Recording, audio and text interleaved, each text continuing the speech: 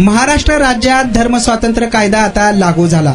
कायद्याचे उल्लंघन केल्यास 7 वर्षांपर्यंतच्या कारावासाची तरतूद या कायद्यात करण्यात आली आहे. हा कायदा बळजबरी, फसवणूक, आमिष, चुकीची माहिती किंवा लग्नाचे आश्वासन देऊन केल्या जाणाऱ्या धर्मांतरास प्रतिबंध करतो. राष्ट्रपती द्रौपदी मुर्मू यांची मंजुरी मिळाल्यानंतर आणि अधिकृत राजपत्रात म्हणजेच गॅझेट प्रकाशित झाल्यानंतर राज्यात धर्मांतर विरोधी कायदा महाराष्ट्र धर्मस्वातंत्र्य कायदा 2026 हा लागू झाला. अधिकाऱ्यांनी दिलेल्या माहितीनुसार हा कायदा 30 जुलै रोजी अधिकृत राजपत्रात प्रकाशित झाला आणि त्याच तारखेपासून तो अंमलात आला आहे. एका वरिष्ठ अधिकाऱ्याने दिलेल्या माहितीनुसार आता राज्यात बेकायदेशीर धर्मांतराच्या प्रकरणांमध्ये नवीन कायद्यातील तरतुदीनुसार कठोर कायदेशीर कारवाई केली जाणार.